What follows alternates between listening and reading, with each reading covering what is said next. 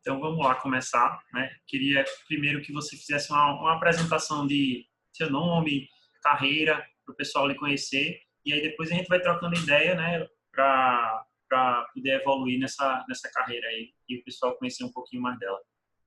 Tá certo. Então boa noite, não sei como é que você vai o É bom, horário que você vai. eu sempre digo assim, bom dia, boa tarde, Olá, boa né? noite, porque Olá. eu não sei que Não horas sabe o o pessoal horário, vai né? ver. Então, olá, né? Então, meu nome é Matheus Pontalti, atualmente sou juiz federal, lotado na cidade de Uberlândia, fica em Minas Gerais, faz parte do TRF da primeira região. Eu assumi o cargo da magistratura em 2016, final do ano de 2016. E antes de ser juiz federal, eu fui procurador da Fazenda Nacional, durante os anos de 2013 até 2016. Então, eu passei também por essa experiência mais intensa em direito tributário, quando atuei como procurador da Fazenda e, de certa forma, na advocacia também, né, que a Procuradoria de Fazenda representa os interesses da União. Uhum. Então, essa é a minha trajetória profissional até aqui. Sim. Matheus, qual foi o motivo que te fez dizer assim, eu quero realmente concurso público, né? Tipo, foi durante a faculdade, foi depois que tu se formou, quando tu talvez tenha testado um pouco de algumas das carreiras, como é que foi essa dinâmica até a tua escolha decisiva para a magistratura? Primeiro para concurso e depois para a magistratura. Uhum. Eu acho que dois aspectos aí, eles acabaram influenciando na escolha pela carreira pública, né? Direcionar para estudos de concurso público. O primeiro foi uma certa afeição que eu tinha por algumas carreiras, então sempre me agradou a carreira do Ministério Público, a advocacia pública também é algo que me agradava, e sobretudo a magistratura, que era o meu objetivo final, mas tinha várias carreiras públicas que me agradavam. Então, esse foi um aspecto que me levou ao estudo, a preparação para a prova de concurso Uhum. público.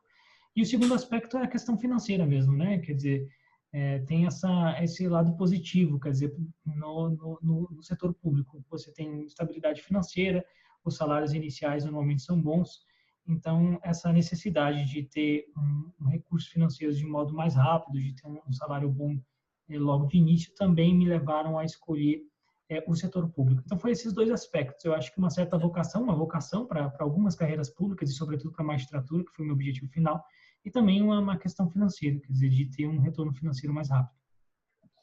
Durante a faculdade, tu teve alguma experiência que te aproximou da magistratura de alguma forma? Estagiou em algum tribunal, algo do tipo? Como é que foi a tua experiência durante a faculdade, assim, pessoal?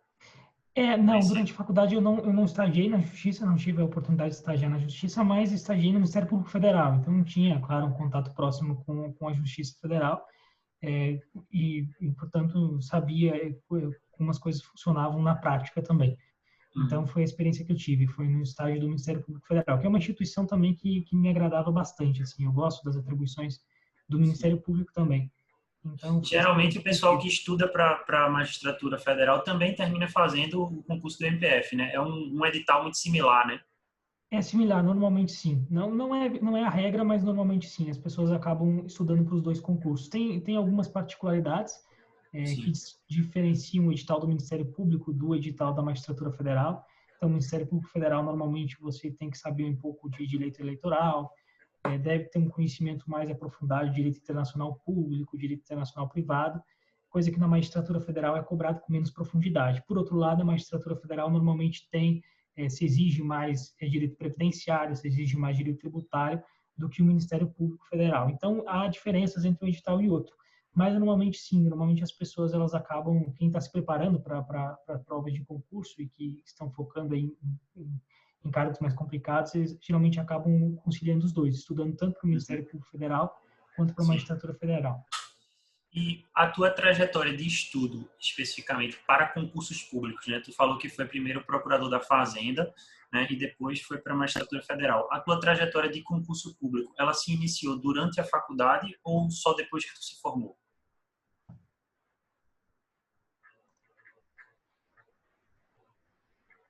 Seguir, tá um Travou? pouquinho, É, eu, travou. eu falei assim, tu disse que primeiro foi procurador da Fazenda antes de ser juiz federal, né? A Sim, trajetória para tu ingressar nesses concursos, em termos de estudo, ela já começou durante a faculdade ou tu se formou e depois tu decidiu isso? eu acho que tem uma parcela grande do êxito que eu tive em provas de concurso público, claro, eu atribuo à faculdade, quer dizer, eu fiz uma boa faculdade, eu Uhum. estudei bastante na época na graduação, me dediquei na maioria das disciplinas e tal. Então, claro que a base toda a gente constrói durante a faculdade, normalmente, né? Então, sem dúvida, nesse aspecto, sim. Quer dizer, a faculdade, ela, sem dúvida, contribuiu muito, porque a base a gente forma na graduação. Sim, Mas o sim. estudo para concurso público, ele é um pouco diferente mesmo. Ele é um estudo mais direcionado. E aí ele se distingue um pouco da graduação. Quer dizer, na graduação, pelo menos a graduação que eu fiz, focava muito em estudo de doutrinas, seria autores mais clássicos, e normalmente para concurso público isso é importante, mas você tem que saber entendimento dos tribunais, você tem que saber muito jurisprudência, então o foco muda um pouquinho, quer dizer, as matérias que são cobradas, o estilo de prova muda, então você tem que adaptar um pouco o seu foco quando você está estudando para concurso público, e essa adaptação ela ocorreu após a graduação. Então, Sim. durante a graduação, me preocupei mais com essa questão de formação mesmo, uma formação de base um pouco mais sólida. Uhum. E aí, depois que eu saí da graduação, eu foquei minha atenção no estudo para concurso público mesmo. E aí comecei a ler mais jurisprudência, acompanhar mais de perto também, né, as decisões dos tribunais, resolver questões, que também é algo importante para quem está estudando para concurso Sim. público. Então, tudo isso veio depois da graduação. Quando tu se formou, tu se formou em que ano? Eu me formei em 2011. 2011 foi. 2011. Assim que tu se formou, tu só fez estudar para concurso, só entre aspas, ou tu já conciliou com alguma atividade, tipo, para gerar algum tipo de remuneração? Porque é uma dúvida que o pessoal tem muito de concurso, né? Tipo assim, eu só posso ter acesso a grandes concursos se eu tiver uma dedicação quase que exclusiva, né? É meio que um mito, né? O que é que tu acha disso? Não, concordo contigo. Eu acho que é um mito mesmo. Eu acho que essa não é nem a regra, assim. Basta ver no meu concurso, por exemplo, os colegas que passaram na prova da magistratura, que tomaram posse junto comigo, a maior parte deles, ou a totalidade deles, eu acho, todos exerciam outros cargos antes. Quer dizer, ninguém caiu de paraquedas na magistratura ou só Sim. exerceu, assim, aparentemente advocacia para cumprir com a atividade jurídica e se Uhum. tornou magistrado. Não, todos tinham, de fato, uma experiência prática bastante sólida e tinham outras atividades. Eu acho que é um mito. Eu acho até que você ter outras atividades é positivo, porque isso te ajuda a ter experiência prática, efetivamente. Isso é fundamental para a atividade do magistrado, mas não só para a prática, mas para resolver provas também. Você fica mais seguro quando você tem uma experiência prática maior. E você não consegue estudar o dia inteiro, assim. Eu acho que isso também é um mito, assim. As pessoas têm Sim. que ficar mais tranquilas. Quer dizer, muita gente diz que estuda 18 horas por dia, 20 horas por dia. Pode ser, eu não acredito muito. Acho um pouco difícil. Eu Então, estava você até pode. falando com essa amiga minha, Clarissa, que ela falou assim, às vezes o pessoal que diz assim, eu tenho toda a disponibilidade do mundo para estudar, às vezes termina sendo mais um problema, né? Porque a pessoa torna-se o dia improdutivo e agora, nessa fase que a gente está vivendo agora, essa é a maior prova, né? O pessoal está em casa obrigado, 24 horas, e ela disse que ela faz mentoria também com algumas pessoas para concurso público, e o pessoal está com dificuldade de bater as metas e tudo mais. Então, tipo, parece que não é bem assim, né? Tipo, a pessoa só está em casa não significa também que só vai estudar, porque, assim, é questão de produtividade de cada um também, né? Exato, não, concordo plenamente. Eu acho que as pessoas normalmente rendem mais quando elas têm muitas atividades mesmo. Sim. E o estudo de concurso público exige, às vezes, um grau de concentração tão alto que dificilmente você vai conseguir estudar com esse grau de concentração 10 horas por dia, 12 horas por dia. Então, às vezes, conciliando o trabalho com o estudo para concurso, você não se sente tão culpado também, porque às vezes você tem o dia inteiro, tem essa questão também. Você tem um dia Uhum. inteiro para estudar e você só consegue estudar 4 ou 5 horas, isso vai gerando um sentimento de culpa. Quer dizer, eu Sim. aproveitei 4 horas do meu dia Podia por ter estudado 24 muito horas. mais, né? Podia ter estudado muito mais. Então, se você consegue, se você trabalha e estuda, eu acho que até esse sentimento de culpa ele acaba diminuindo de certa forma. Então, eu não vejo como Uhum. problema, acho que faz parte até da solução. Eu acho algo Uhum. positivo, acho que é um mito sim que se criou em torno dessa questão. E eu não acho que seja regra e nem acho que seja positivo. A pessoa estudar exclusivamente para a magistratura e não ter outras atividades. Matheus, quais foram as que tu viu como as principais dificuldades para tu atingir o cargo da magistratura?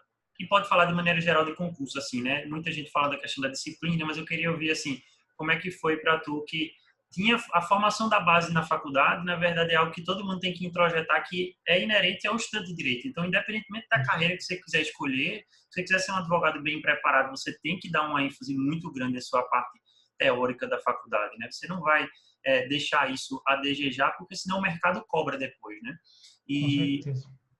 como foi que tu viu as dificuldades para o ingresso no concurso público? Sentiu muito essa diferença, né? Como você falou distinção entre o estudo da faculdade e o estudo do concurso, mas se tu pudesse pontuar os principais obstáculos aí nessa jornada. Eu acho que a primeira dificuldade com a qual o candidato se depara, quando ele resolve, por exemplo, estudar para um concurso público como da magistratura, é que ele vai abrir o edital do concurso passado. A primeira coisa que ele vai fazer, vai abrir o edital do concurso passado e vai ver praticamente tudo ali. Então, ele vai ver todas as matérias de todas as disciplinas colocadas ali no edital. E isso causa, assim, uma angústia, uma ansiedade e uma sensação de que você não vai conseguir estudar todo aquele edital e, portanto, você nunca vai passar naquela prova. O que é verdadeiro, você não vai conseguir estudar todo aquele edital e não vai conseguir saber tudo daquilo. Então, aí é um segundo momento, quer dizer, depois de um certo tempo, você vai se conformar com isso, quer dizer, que é impossível você vencer aquela quantidade de matérias e saber todas aquelas matérias que estão relacionadas com o edital de forma profunda.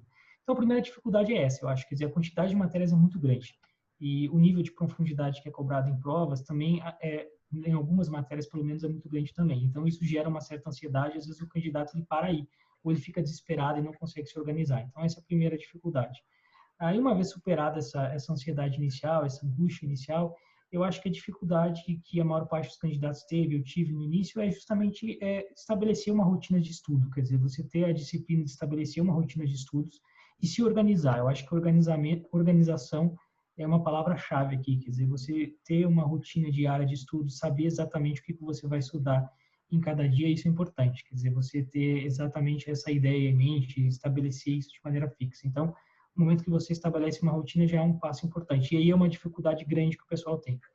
E aí a terceira dificuldade, essa é uma dificuldade bastante grande também, é que você não sabe se o estudo que você está fazendo vai dar ou não algum resultado. E você tem que aprender a conviver com isso. Quer dizer, muita gente estuda muito, se dedica muito e bate na trave uma vez, aí no concurso seguinte também chega muito próximo e não consegue passar. Isso aconteceu comigo algumas vezes também, eu não passei em todas as provas que fiz, eu tive alguns revés. E quando você vai somando isso, quer dizer, você já está estudando durante muito tempo. Os concursos geralmente levam anos. Então, você passou pela primeira fase, foi para a segunda fase, já se passou um ano. E quando você não consegue passar, né, nesse momento, isso gera também uma angústia, você começa a ficar estressado com isso, não sabe se aquele estudo está dando resultado. Então, eu acho que esse aspecto também ele acaba dificultando, quer dizer, você está se dedicando muito sem a certeza de que você vai conseguir, né? Isso você tem que lidar com isso. Um ponto que até agora todo mundo desse nicho do concurso falou aqui com a gente nas entrevistas foi assim, que você de alguma forma, não sei se isso aconteceu contigo também, como candidato, projeta uma trajetória linear. Por exemplo, uma das pessoas que falou com a gente disse assim, eu tinha a sensação de que quando eu passasse na primeira prova objetiva, é como se fosse uma barreira que eu não mais precisaria ultrapassar. Tipo, agora que eu ultrapassei a objetiva, então meu problema vai ser da subjetiva para frente. Tem essa sensação, o que é que tu acha do pessoal que lida com essa questão? Porque é uma ansiedade, além da questão do conhecimento técnico muito grande que a pessoa tem que ter, também existe uma necessidade de um controle emocional muito grande, né? Porque você está lidando com várias emoções o tempo todo dentro de si, com um turbilhão de emoções, né? Não, sem dúvidas. Não, eu concordo contigo. Eu acho que isso é uma coisa que o concurseiro ele tem que ter em mente. E, assim, se ele compreender isso, talvez a vida dele fique mais fácil. Quer dizer, que a trajetória ela não é linear. Quer dizer, você vai ter dificuldades no caminho. Até pode ser, para algumas pessoas é linear. Quer dizer, há algumas pessoas que se dedicam durante um período de tempo, passam no primeiro concurso que queriam e já conseguem passar no segundo concurso, que é o objetivo deles, e pronto, estão muito felizes no cargo público para o qual eles escolheram. Mas essa não é a regra, quer dizer, normalmente as pessoas elas acabam tendo essas dificuldades, elas acabam não passando, eventualmente, numa prova que fez. Isso faz parte do processo. Eu acho que compreender isso ajuda a enfrentar os desafios. E de fato, assim, é importante ter esse controle emocional. Quando a pessoa se depara com o edital, como eu mencionei, já é o primeiro choque. Quando ela vê a quantidade de pessoas que estão disputando aquelas vagas, também é um choque. Então, são milhares de pessoas disputando uma quantidade pequena de vagas, isso gera um certo estresse. Mas a pessoa tem que aprender a conviver com esses números, assim, e aí conseguir se organizar. Eu acho que ter uma certa estabilidade emocional acho que ajuda bastante nessa fase, acaba facilitando bastante a aprovação também.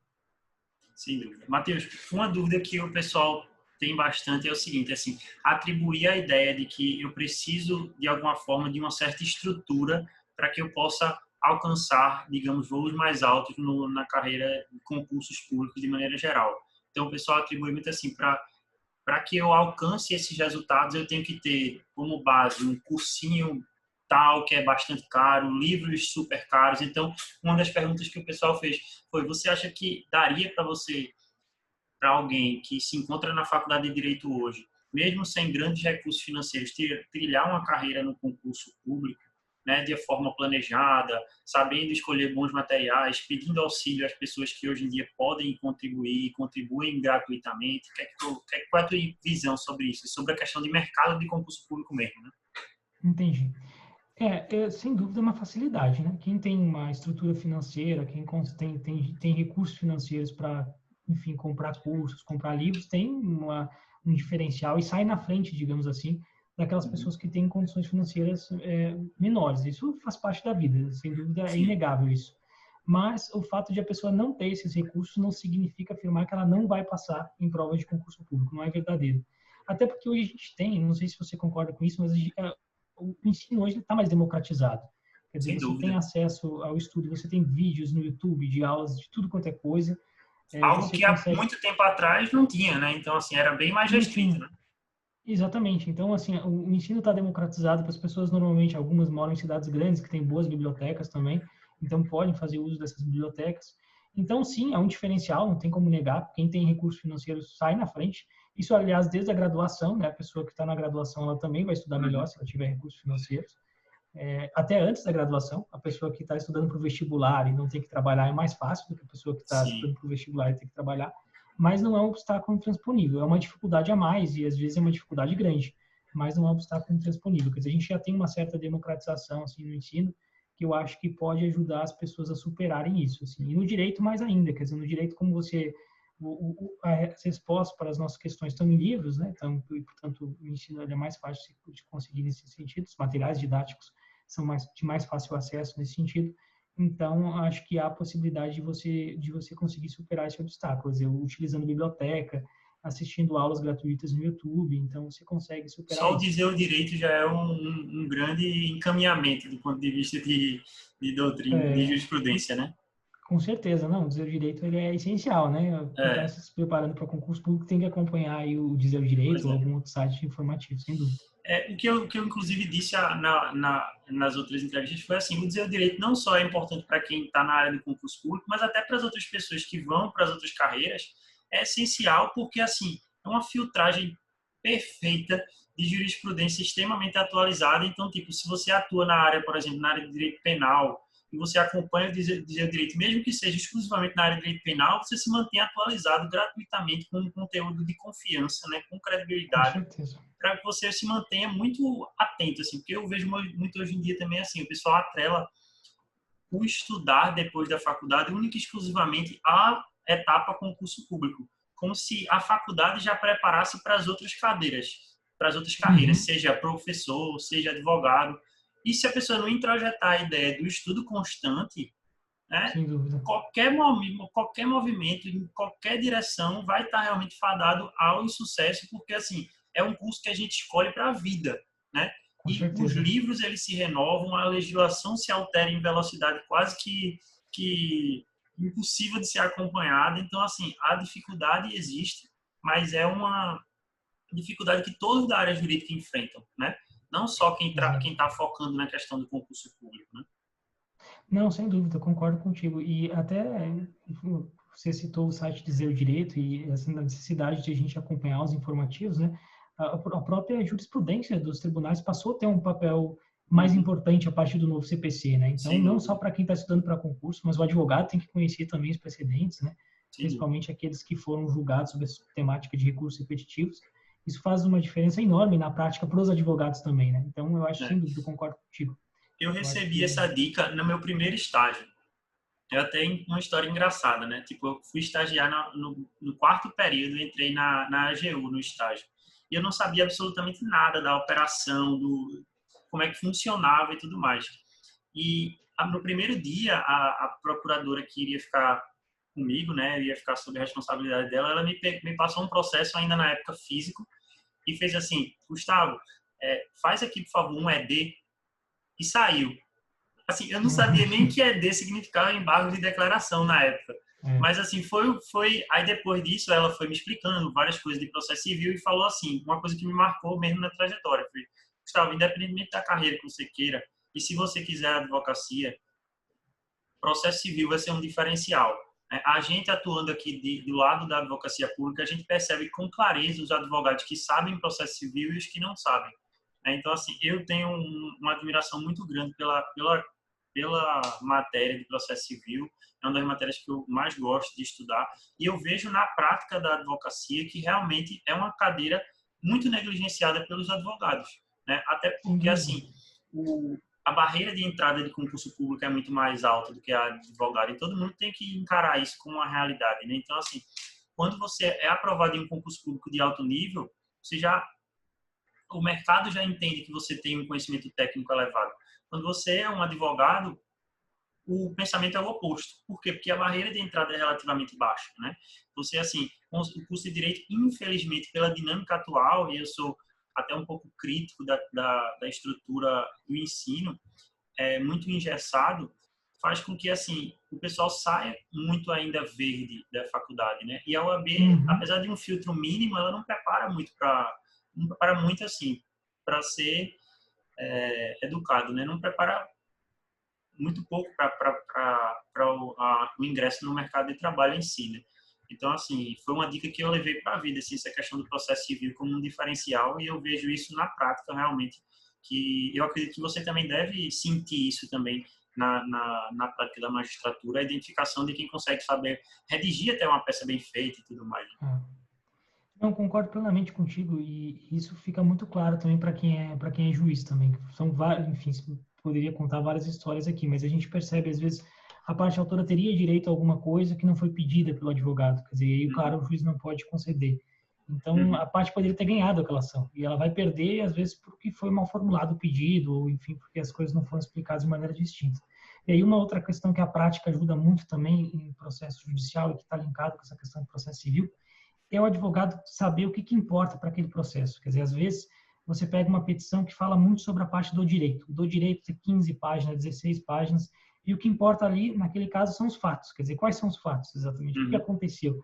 Quer dizer, a narração dos fatos, às vezes, é mais importante do que o próprio conteúdo jurídico, a fundamentação jurídica que você coloca na peça. Então, o advogado que consegue compreender, que conhece o processo civil, e que consegue entender o que é importante para aquele caso, quer dizer, o que é relevante nesse caso concreto, eu acho que a chance de ele ter êxito é bem maior do que o advogado que às vezes não tem essa compreensão. Então, eu concordo contigo. Eu acho que a faculdade aí, eu também compartilho do mesmo sentimento que você. Eu acho que há um déficit aí. Eu, pelo menos, quando saí da faculdade, saí com pouca experiência prática. A experiência que eu tive foi adquirida nos estágios, não foi uma experiência que eu adquiri na faculdade, na graduação. E isso, sem dúvida, é muito ruim. Quer dizer, eu lembro que quando fui fazer minha primeira audiência como advogado privado, foi um terror, assim, eu fiquei muito assustado com aquele ambiente e tal, nunca tinha feito uma audiência. Então, eu acho que há realmente essa dificuldade, é algo que poderia ser melhorado. É uma coisa que é importante todo mundo ouvir também, né? A gente tá aqui, tem estudantes de todo o Brasil até espalhados aí, e o pessoal acha que, assim, enxerga assim, não, um juiz federal é um advogado já com mais tempo, que não passou uns perrengues, né? Mas a gente sofre no começo da profissão, é realmente difícil de você, às vezes, vai aprender na prática mesmo, errando, né? Levando, ouvindo, assistindo outras audiências também, para você identificar pontos que o advogado acertou, errou. Então, nada melhor do que a prática realmente, né? Atrelada a um bom conteúdo e conhecimento técnico que vai alavancar a carreira de qualquer um. Matheus, uma outra pergunta que o pessoal lançou para você foi: o que é que fez você optar por essas carreiras que você entrou? Foi questão de momento, do concurso aberto? Foi uma predileção pela área que iria atuar, por exemplo, tributário para entrar na PFN? O que foi que te levou a escolher esses concursos específicos? A minha ideia final sempre foi a magistratura. Eu sempre gostei da atividade do magistrado, assim, de resolver conflitos, de colocar um ponto final à demanda. Isso sempre me agradou. Então, meu objetivo final era a magistratura, sempre foi. Mas eu optei, fiz o concurso de procurador da Fazenda, não só pela questão financeira, que eu precisava de recursos e tal, mas também porque me agradava em razão de direito tributário, né? A matéria da minha predileção é direito tributário. E na Procuradoria da Fazenda você trabalha praticamente apenas com direito tributário. Não só com direito tributário, tem colegas que atuam em outras áreas, mas na ponta, lá nas subseções, você acaba trabalhando com direito tributário. Então, esse foi o motivo que me levou a fazer fazer a prova para a Procuradoria da Fazenda. E foi uma experiência bem interessante também.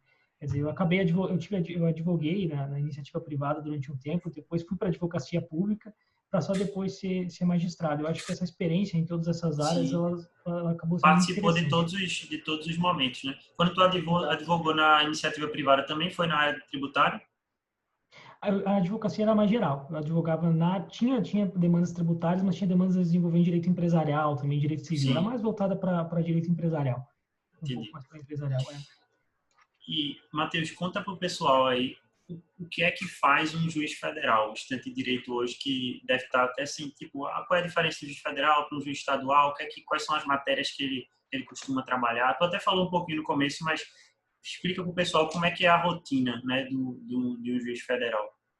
Então, a diferença básica entre o juiz estadual e o juiz federal é a competência de cada um. Quer dizer, o juiz federal ele vai julgar, no âmbito do direito civil, causas em que a União seja autora, réu, ou alguma autarquia federal esteja envolvida, ou alguma empresa pública esteja envolvida. Então, boa parte da demanda da Justiça Federal, do ponto de vista do direito civil, vai envolver INSS, que é um dos principais clientes, né, da Justiça Federal, são muitas as demandas previdenciárias, vai envolver Caixa Econômica Federal e vai envolver a própria União Federal. Então, basicamente, embora a gente tenha outras competências também, mas a maior parte das competências cíveis, digamos assim, da Justiça Federal enquadra-se nessa hipótese. Quer dizer, são ações em que a União, alguma empresa pública ou alguma autarquia federal está participando dessa ação. Isso atrai a competência da Justiça Federal. E do ponto de vista de direito penal, a Justiça Federal atua naqueles crimes que envolvam também algum interesse da União. Então, um crime de corrupção passiva praticada por um funcionário público, ou peculato praticada por um funcionário público federal, ou crimes que envolvam o sistema financeiro também são de competência da Justiça Federal. Então, a gente tem aí um rol de competências bastante amplo da Justiça Federal. Do ponto de vista do dia a dia da prática jurisdicional, a maior parte da demanda hoje da Justiça Federal é direito previdenciário. Então, todos os tribunais, com exceção do TRF3, que fica em São Paulo, TRF3, a maior parte das demandas do TRF3 é direito tributário. Mas fora o TRF3, que fica em São Paulo, a maior parte da demanda dos outros tribunais regionais federais envolve direito previdenciário. O INSS acaba sendo o principal demandado na Justiça Federal, em razão dos benefícios previdenciários do regime geral, né, da Previdência Social. Uhum. Muito bom. Como o teu concurso para o TRF Primeira Região, tu fez outros TRFs, como é que foi? Fiz alguns TRFs, eu fiz o TRF da quarta região, que é da localidade em que eu morava, né? Eu sou do Rio Grande do Sul, então fiz o concurso para o TRF da quarta região, não logrei êxito, e fiz o concurso do TRF da primeira região. Acho que os dois foram próximos um do outro, alguma coisa assim, acho que estavam tramitando em conjunto, se não me engano, e aí acabei logrando êxito no TRF da primeira região. E o TRF da primeira região é muito grande também, ele envolve vários estados, ele acaba pegando toda a região norte do país, pega a Bahia também, Minas Gerais, então é um TRF bastante amplo, assim, é o mais amplo, né, dos 5 TRFs. E quais são as matérias para esse concurso da magistratura federal? Eu sei que o edital é imenso, né? Mas assim, Sim. quais são as matérias mais importantes para quem quer esse concurso especificamente? Tem matérias que ele pode ficar mais tranquilo, que não é o foco da magistratura federal? Quais são como organizar nesse sentido assim para quem pensa nessa carreira? Algumas matérias são cobradas em todos os TRFs com muita profundidade, então essas você tem que saber muito. E aí eu me refiro a direito constitucional, direito administrativo, processo civil, penal e processo penal. Eu acho que essas 5 matérias não tem como fugir, você tem que saber muito dessas matérias para que você possa lograr êxito em qualquer um dos TRFs. Com relação às demais, depende um pouco das características da banca examinadora, das preferências dos desembargadores de cada tribunal. Então, o TRF da quarta região, que é o lá do sul, ele é um TRF cujos desembargadores gostam bastante de direito tributário. Então, é possível que na prova tenha uma ênfase maior em direito tributário. Eles gostam também, tem desembargadores que atuam muito em direito previdenciário. Então, é possível que o direito previdenciário apareça mais lá no TRF da quarta região. Já em outros TRFs, pode ser que a gente tenha examinadores e desembargadores que tenham uma predileção, tenham um conhecimento muito grande em outra matéria, e vai pesar isso em direção a essa matéria. Então, depende um pouco de cada TRF. Cada TRF tem suas particularidades. Mas essas matérias que eu mencionei para você, essa, sem dúvida alguma, você tem que saber muito para passar em qualquer um deles. Quer dizer, essas vão ser cobradas com profundidade em qualquer TRF. E existe uma um norte no que toca à organização dos concursos para a magistratura federal, que segue todos os TRFs? Tipo, como é que funciona o concurso em si, para o pessoal saber? São quantas fases, tu até falou, né? É um concurso que demora mais de um ano entre a inscrição, talvez, e a homologação do resultado final, né? Ou talvez mais de um ano, né? É mais de um ano, geralmente leva mais de um ano. Mais de um ano. Conta para o pessoal aí que tem essa curiosidade na carreira, como é que funciona, em linhas gerais, as fases do concurso, né, de magistratura federal. Então, a primeira fase é uma prova objetiva. Normalmente, uma prova que tem 100 questões, eles dividem as matérias em 3 grupos, então você vai responder as 100 questões na prova objetiva. Nessa prova objetiva, eles estabelecem um limite de candidatos que passa para a segunda fase. Se não me engano, o limite normalmente estabelecido é 300 ou 400 candidatos. Então, são os candidatos que vão para a segunda fase. Então, você tem que pontuar mais do que a maioria dos candidatos para que você esteja dentro dos 300 para passar da primeira fase para a segunda fase. Então, imaginemos que você passou na primeira fase, está entre os 300. Aí, a segunda fase ela é composta de 3 provas. Uma prova discursiva, aí você vai responder algumas indagações que serão feitas pelos examinadores, que envolvem geralmente questões, às vezes mais teóricas. Na prova discursiva, normalmente são cobradas questões mais teóricas, aí você vai responder essas questões. Uma prova de sentença civil, e aí quando eu falo sentença civil, eu estou falando que pode englobar qualquer coisa, pode cair previdenciário, pode cair direito civil, pode cair, enfim, direito administrativo, então você faz uma prova voltada para essa área. E uma outra prova de sentença penal. Então, na segunda fase, você tem 3 provas. Uma prova discursiva, uma sentença civil e uma sentença penal. Normalmente, você faz essas 3 provas na sexta, sábado e domingo da mesma semana. Então, você faz sexta a discursiva, sábado a prova de sentença Um dia logo após o outro. Um dia logo 3 após o dias outro. direto de prova. Exatamente, 3 dias diretos de prova. E essa segunda fase, a particularidade é que você pode consultar a legislação, assim como na segunda fase da OAB também. Sim. Quer dizer, você consulta a legislação, sem comentários e tal, mas você consulta. Diferente do que ocorre na primeira fase, em que você não pode consultar. E aí, na segunda fase, você tem que tirar pelo menos 6 em cada uma dessas provas. Quer dizer, você tem que tirar 6 na discursiva, 6 na sentença penal e 6 na sentença civil. Se você conseguir tirar 6 em cada uma dessas provas, você avança para a próxima fase. A terceira fase é uma fase que eles chamam de sindicância da vida pregressa. Você vai lá juntar uma série de certidões, comprovar que você não tem antecedentes criminais, enfim, que você não foi condenado num processo criminal. Faz um teste psicotécnico também, um exame psicológico, um exame médico. E se tudo der certo nessa fase, que é uma fase que normalmente os candidatos conseguem ultrapassar, é raro um candidato que seja barrado nessa fase. Mas se você conseguir passar dessa fase, você vai para a prova oral. E aí a prova oral também ela tem eliminatória. Ela é eliminatória, você tem que tirar 6, pelo menos, na prova oral, para que você avance para a última fase. E aí a última fase ela é só classificatória, você não pode mais ser eliminado, que é a fase de títulos. Aí a fase de títulos ela só vai alterar a sua classificação, ela não vai influenciar se você vai passar ou não no concurso. Então são essas 5 fases, em suma, quer dizer, a prova objetiva, a prova escrita, que é dividida em 3, a prova discursiva, sentença civil, sentença penal, a sindicância de vida pregressa, exame psicológico, psicotécnico, a prova oral e, por fim, a prova de títulos. São todas essas fases que envolvem aí o concurso da magistratura. Isso vale para todos, tanto a magistratura federal quanto a magistratura estadual. A gente tem uma resolução do CNJ que disciplina essa questão. Como é que funciona, que é um receio de muita gente, né, que vai para a questão dos concursos públicos, a suposta temida prova oral, né? Como é que foi para você essa etapa? Né? Se de alguma maneira você era uma pessoa mais tímida e procurou enfrentar isso, porque a preparação para essas fases, com toda certeza, tem suas peculiaridades, né? Uma prova objetiva, com várias questões fechadas e tudo mais, então acredito que o foco é de fazer questões, né? O outro já as questões de elaboração de sentença também, e depois a prova oral. É um receio de muita gente que vai para essa parte, né? Eu já vi, inclusive, pessoas dizendo assim, eu quero fazer procuradorias dos estados que não tenham a prova oral, né? Que tem procurador do estado que não faz prova oral, né? Tem outros que fazem. Como é que foi para você essa etapa e como é que você vê esse momento aí? A prova oral ela é tensa mesmo, faz parte do processo. Talvez seja a prova mais tensa, porque uma coisa é você escrever, ou digamos assim, você escrever uma bobagem na prova escrita, e quando o examinador vai estar corrigindo a bobagem que você escreveu, ele nem sabe quem é você, ele não está te vendo. Sim. Outra coisa é você falar uma bobagem e você já vê a reação ao vivo. Então, Tu sem acha dúvida, que de alguma forma é criado até um certo ambiente para fazer meio que um teste no momento ali de tipo, porque o magistrado ele vai ser testado com situações de pressão, inclusive podem ser colocados pelos dois advogados e tudo mais, né?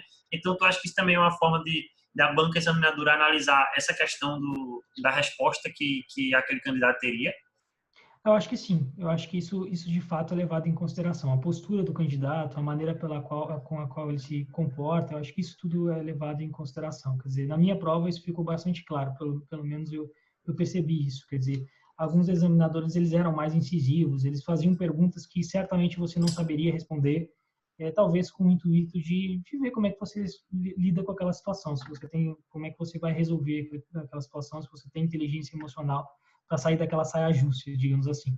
Então, sim, se leva em consideração esses aspectos, sem dúvida. E aí Ele o fazia candidato uma tem que... pergunta que ele tinha certeza que o candidato não poderia saber, mas para testar assim, vamos ver como é que é ele diante de algo que ele não saiba, né? Se ele Não vai sabe, tergiversar por aí ou se ele vai travar, né?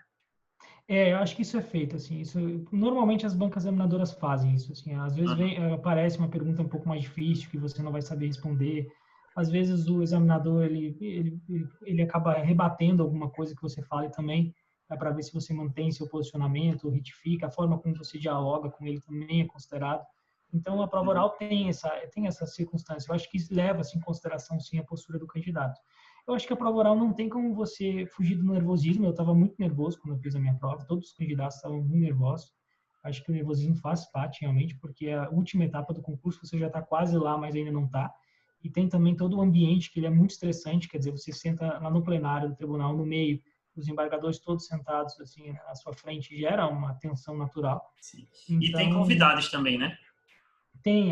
como é pública, né, a sessão, às vezes Sim. as pessoas assistem a sessão e tal. Então, sem dúvida, gera um certo nervosismo. Mas ele é contornável, assim, eu tenho a impressão, pelo menos aconteceu comigo, aconteceu com vários colegas também, os 15 segundos iniciais, eles são bem problemáticos, quer dizer, você está com o coração acelerado, ali está muito nervoso, mas depois que você começa a falar, as coisas vão se naturalizando, você acaba perdendo um pouco aquela tensão do início, você acaba o ambiente fica um pouco mais confortável. Então, eu acho Sim. que a tensão antes da prova oral e a tensão dos 15 segundos iniciais ela é um pouquinho mais complicada do que o transcorrer da prova. E assim, eu sei que essa pergunta é mais difícil de ser respondida, porque é uma coisa que realmente varia de candidato para candidato. Mas diante da tua experiência de concurso público, como é que tu enxerga em termos de trajetória geral para o pessoal para atingir essa carreira? Tipo, é algo que o pessoal consegue com 6 meses? Eu estou perguntando porque eu sei que não é, Uhum. mas assim, com quanto tempo de preparação envolve um candidato para com ele conseguir obter um êxito em regra, né, numa carreira dessa? Eu acho que o prazo de atividade jurídica ele é um termômetro bom, assim, que são os 3 anos de atividade jurídica. Eu acho que dificilmente, se a gente não tivesse mais esse requisito constitucional dos 3 anos de atividade jurídica, eu tenho a impressão que dificilmente hoje alguém com menos de 3 anos de preparação conseguisse Sim, lograr isso. Eu acho que é um período razoável de tempo, assim. Não de 3 anos exclusivamente estudando para magistratura. Pode ser que exclusivamente para magistratura você estude 1 ano, mas aí você já tem que ter uma bagagem muito boa antes. Então, eu acho que 2, 3 anos de preparação é a média da maior parte, assim, direcionado exclusivamente para a magistratura, é a média dos colegas, assim, eu e acho. assim, para quem quer o concurso de magistratura, eu vejo que tem muita gente que tem esse sonho assim na faculdade, né? Eu dou aula em uma faculdade aqui em Recife e muitos alunos têm esse ideal.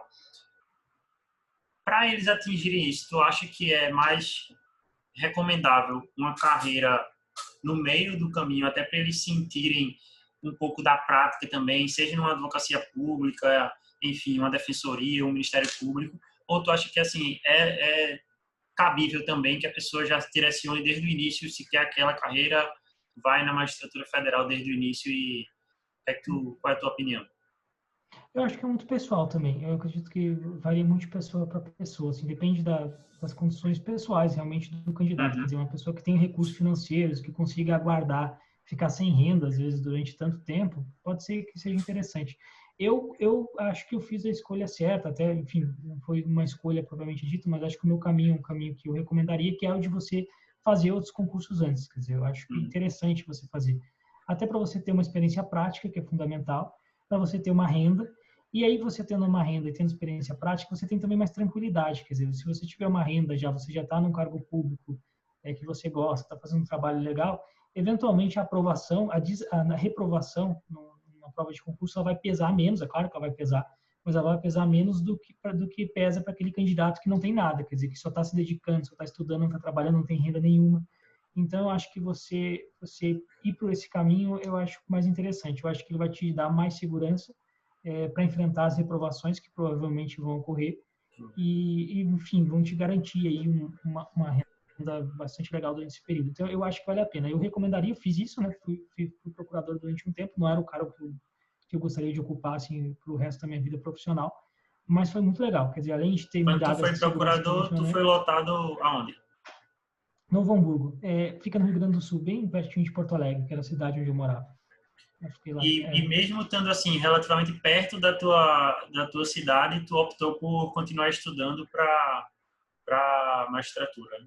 Exato, para a magistratura. A minha ideia inicial, ela sempre foi a magistratura. Assim, embora eu tenha gostado bastante de trabalhar como procurador da Fazenda Nacional, foi uma experiência muito boa, Uhum, bastante enriquecedora, mas o meu objetivo mesmo era a magistratura.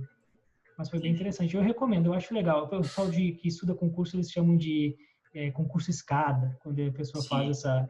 Eu acho legal, eu Uhum. acho válido fazer, eu acho interessante.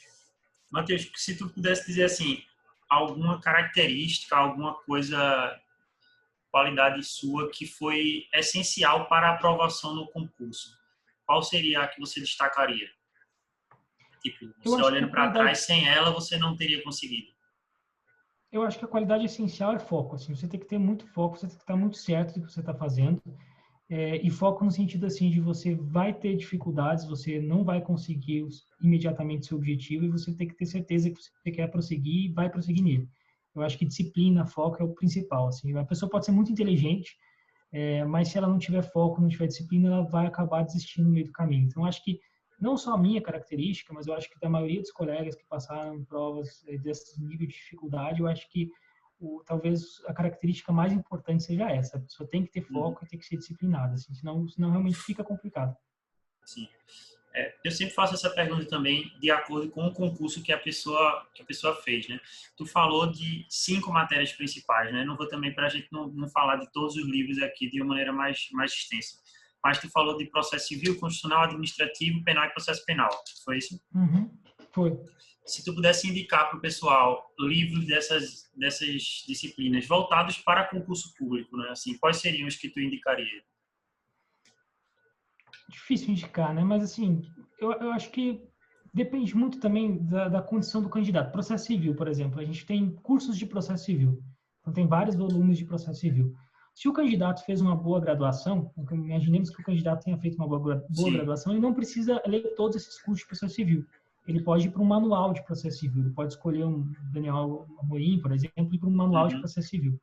Então, essa é uma realidade. Direito penal é a mesma coisa. Quer dizer, o candidato que tem estudado bastante direito penal, que conheça bastante teoria do crime, ele talvez não precisa ler toda a coleção de direito penal. Ele vai pegar um manual de direito penal para dar uma lembrada nos conceitos básicos, vai acompanhar a jurisprudência dos tribunais.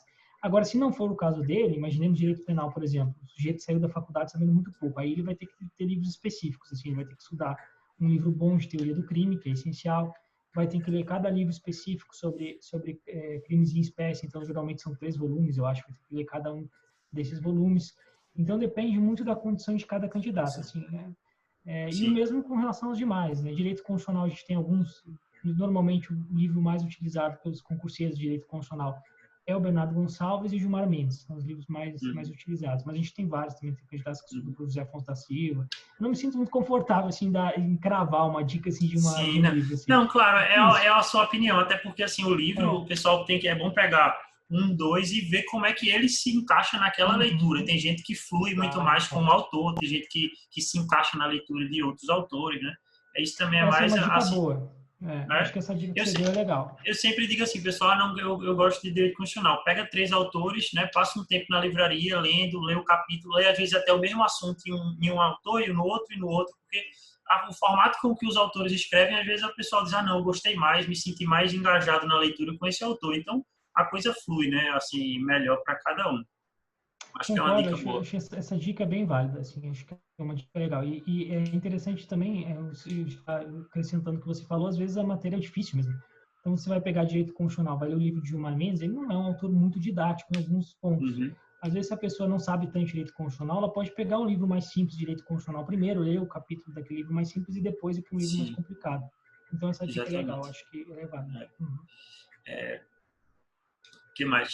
Uma das últimas perguntas é assim, mas eu acho que você até já respondeu, né? Que é a questão de, é possível você conciliar o estudo com algum trabalho? E foi porque você conciliou com a Procuradoria da Fazenda, né? Então, assim, só Isso. deu uma mensagem para o pessoal aí que isso é uma das maiores preocupações do pessoal. Tipo, eu tenho outra função, eu trabalho, eu vou ter que advogar e estudar também, né? Tipo, eu já vi histórias também de gente que advogava, que é uma rotina muito sacrificante, principalmente quando você advoga em um escritório, né, contratado, que aí é um ritmo de trabalho muito intenso, mas ainda assim o pessoal consegue aprovações em concursos públicos. Não, sem dúvida. Eu acho que isso é uma coisa que a gente tem que desmistificar mesmo, até para deixar as pessoas mais tranquilas, quer dizer, tranquilas. Ela não precisa estudar 12, 15 horas por dia, não. Eu acho que dá Uhum. tranquilamente para você conciliar trabalho com estudo. Acho que é positivo, até por essa questão emocional que eu mencionei para vocês. O estudo de concurso público, ele envolve um grau de concentração elevado. Dificilmente você vai conseguir manter esse grau de concentração durante 6, 7, 8 horas. Então, se você Uhum. tem 24 horas disponível, você só estudou 6, 7, isso vai te gerar angústia. E se você trabalhar, não, porque aí você estudou o que era possível estudar. Então, eu acho que sim, eu acho totalmente possível, eu acho válido e acho que Na, que é a regra, inclusive, para concurso sim. de magistratura.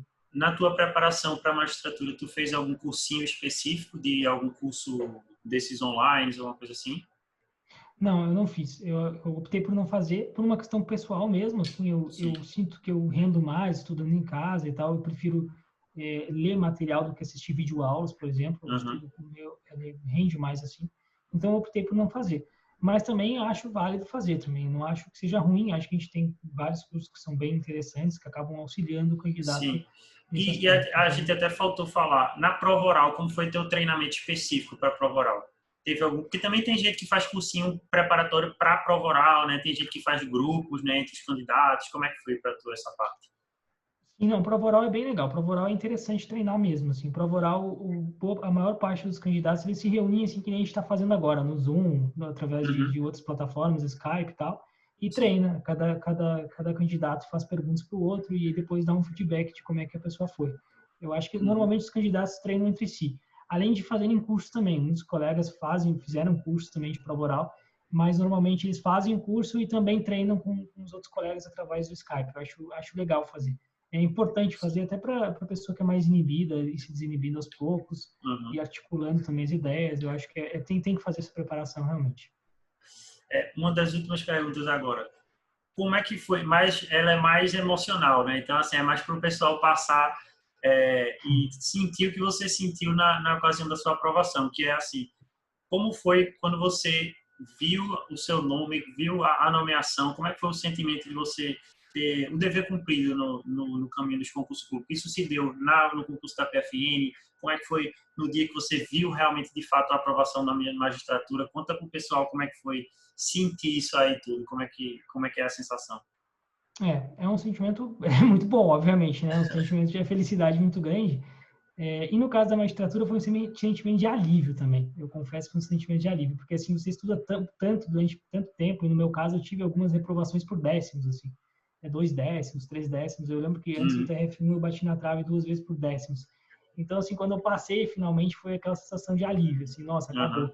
Quer dizer, não preciso mais fazer prova e tal. Então acho que, mas é uma felicidade muito grande, quer dizer, você tira um peso das costas também, você está dedicando boa parte da sua vida para aquilo, boa parte do seu tempo para aquilo. As pessoas elas restringem contato social em razão de estudo para concurso, diminui contato com as outras pessoas, quer dizer, deixam de passar períodos com a sua família para se dedicar a isso, com seus amigos. Então, o custo pessoal é alto. Então, quando você vê que aquele custo pessoal valeu a pena e você só sabe que vale a pena quando você vê o seu nome como aprovado, sem dúvida a sensação é muito boa, assim, é uma sensação São que renúncias temporárias, né? esses são renúncias temporários, exatamente. Você tem que ter isso em mente, senão fica difícil, realmente. A longo prazo é difícil você manter. Sem dúvida. Matheus, qual é a tua mensagem final aí para o pessoal? Pode ficar bem à vontade, né? Tem estudantes de direito aqui primeiro período até gente do 10º. A maior parte do pessoal está mais para o final do curso, por isso que o pessoal está muito interessado nessa questão de carreiras e tudo mais. Qual é a tua mensagem para esses estudantes aí? Pode ficar à vontade no tempo e falar da melhor maneira.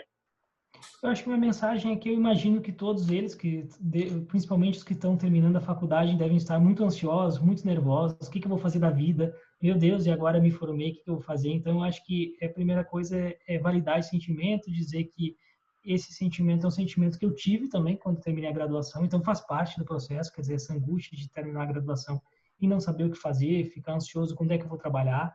Então, eu acho que o primeiro ponto é isso, quer dizer, isso faz parte mesmo. Segundo, tentar se conhecer melhor para saber qual a sua vocação, quer dizer, o que eu gosto de fazer. Eu quero advogar, eu me vejo advogando em que disciplina? Eu quero advogar previdenciário, eu quero ajudar aqueles segurados que não conseguiram um benefício previdenciário no INSS a finalmente conseguir a aposentadoria, ou quero advogar uma empresa que gera milhares de empregos a eventualmente ganhar uma causa tributária, ou quero ser do Ministério Público e acusar aquela pessoa que cometeu o crime, a um juiz para decidir. Então, acho que isso é interessante, quer dizer, cada pessoa imaginar como ela se vê trabalhando no futuro, quer dizer, o que ela gosta de fazer, tentar descobrir sua vocação, isso é bem importante no final do curso. E também fazer isso que a gente está fazendo, que você faz também, né? Quer dizer, tentar obter por outros meios aquilo que às vezes a pessoa não obtém na faculdade, quer dizer essa experiência prática, tentar evitar os perrengues que a gente passa, que a gente passou, porque não tinha isso, quer dizer, aquela ansiedade de fazer a primeira audiência, ou aquelas dificuldades de não saber como se comportar com o cliente para quem vai advogar. Então, se tiver canais que te possibilitem isso, eu acho que é legal, é válido você utilizar desses canais, que eu acho que isso vai diminuir a ansiedade, vai te deixar mais confortável também para o dia a dia profissional. E é isso, assim, saber que realmente faz parte essa ansiedade, assim, da véspera da graduação. É o primeiro desafio só que você superou, serão muitos desafios aí pela frente, mas que também a beleza da vida é essa, né? Porque se acabassem os desafios, também acabaria a graça. Então, eu acho que o legal também é isso. A gente sempre tem essa ideia de potencializar, né? Maximizar aquilo que é o desafio que está na nossa frente, né? Tipo, quando a gente está na faculdade e a gente está diante do TCC, a gente acha que aquilo é o maior bicho de 7 cabeças. Aí você vai e vai estar para a OAB, aí você acha que aquilo é a pior coisa que pode acontecer. E depois você vai e entra no caminho, por exemplo, dos concursos públicos. E aí você vê que aquilo ainda é mais complicado. Mas, assim, como você disse, o legal é a constante evolução, né? De todo mundo sentir que está dando passos e galgando seu caminho, né? Que cada um vai construindo o seu. E os desafios nunca terminam, né? Você vai passar na prova de concurso, você vai ser juiz, você vai ter problemas todos os dias para resolver. Exatamente. E outros desafios vão surgir. Que é uma coisa que o pessoal fala assim, né? Tipo, quando eu passar, tudo vai estar resolvido. Mas, na verdade, quando você passar, você vai começar a trabalhar, né? Outros problemas surgirão, né? Você vai criar problemas. Exatamente. Exato.